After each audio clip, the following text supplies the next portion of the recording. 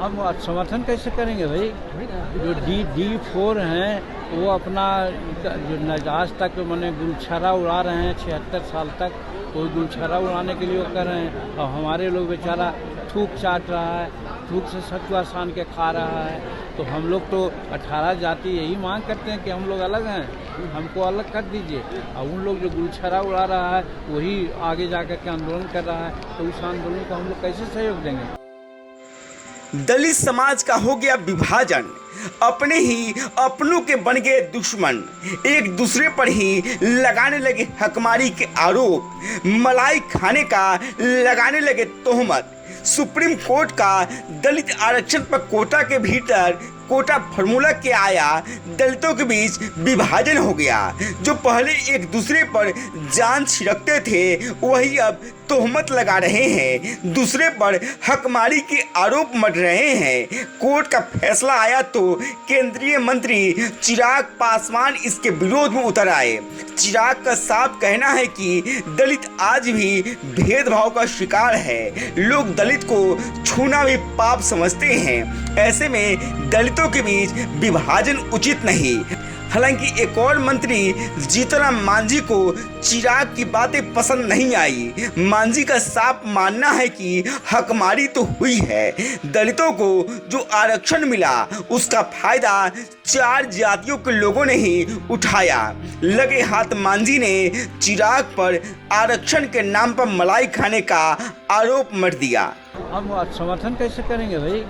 जो D4 हैं वो अपना जो आज तक मैंने गुलछरा उड़ा रहे हैं 76 साल तक, कोई गुलछरा उड़ाने के लिए वो कर रहे हैं। और हमारे लोग बेचारा थूक चाट रहा है, थूक से सतुआ सान के खा रहा है। तो हम लोग तो 18 जाति यही मांग करते हैं कि हम लोग अलग हैं, हमको अलग कर दीजिए।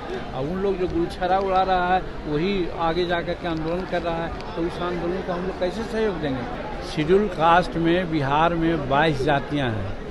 22 जातियों में 4 जातियाँ डेवलप्ड 4 कहे जाते हैं, D4।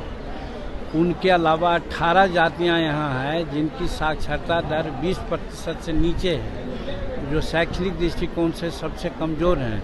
हम लोगों की मांग है कि शैक्षणिक दृष्टिकोण से कमज़ोर लोग हैं उनका एक अलग वर्गीकरण कर दिया जाए, जिसका सजेशन सुप्रीम कोर्ट ने भी दिया है कि राज्य सरकार चाहे तो उन लोगों का वर्गीकरण कर दे। वही वर्गीकरण करने के लिए हम लोगों ने मांग किया है, सब हमारे का नेताओं ने भी बात की है। हम भी कहते हैं कि वर्गीकरण जात के आधार पर नहीं कीजिए, लेकिन आप शैक्षणिक आधार पर आप कीजिए।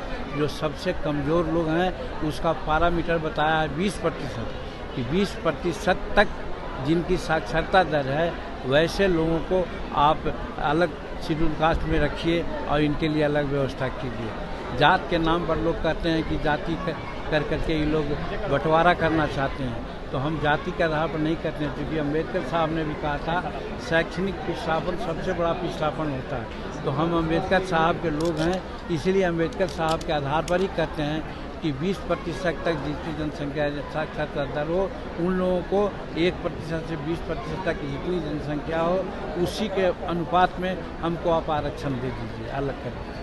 मांझी अपनी जगह सही हो सकते हैं, लेकिन चिराग पर किस मुंह से तोहमत लगा रहे हैं? क्या लोकसभा चुनाव में चिराग ने सिर्फ अपनी जाति के ही लोगों को टिकट दिया? क्या चिराग को पता नहीं था कि मांझी उनकी जात के नहीं है? फिर वे चिराग मांझी की मदद के लिए गया में घूम घूम कर प्रचार कर रहे थे।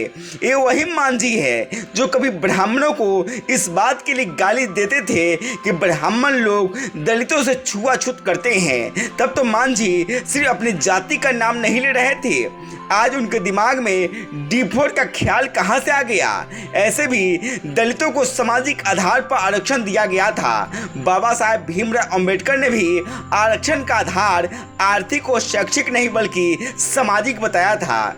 मांझी अगर सच में बाबा साहेब भीमराव अंबेडकर को मानते हैं तो आज कैसे दलितों में भेदभाव की बात कर सकते हैं? हालांकि कहा गया है कि जंग और सियासत में सब कुछ जायज है। समझने वाले मांझी की बातें समझ रहे हैं। ये आरक्षण को बचाने की कम और अपनी सियासत को चमकाने की चाल ज्यादा नजर आ रही है। जानकारों को भी कहना है कि मांझी इस बात को स्वीकार नहीं कर पा रहे हैं कि चिराग कैसे उनके मुकाबले दलितों के एकमात्र स्वीकार्य नेता बन गए, जबकि चिराग सिर्फ केंद्र सरकार में मंत्री है, जबकि मांझी मौजूदा समय में मंत्री भी हैं और इससे पहले बिहार के मुख्यमंत्री भी रह चुके हैं। गांव तक बिहार की रिपोर्ट। अगर आपने हमारे चैनल को सब्सक्राइब नहीं किया है तो सब्सक्राइब करें, साथ ही वीडियो को लाइक और कमेंट करें। धन्यवाद।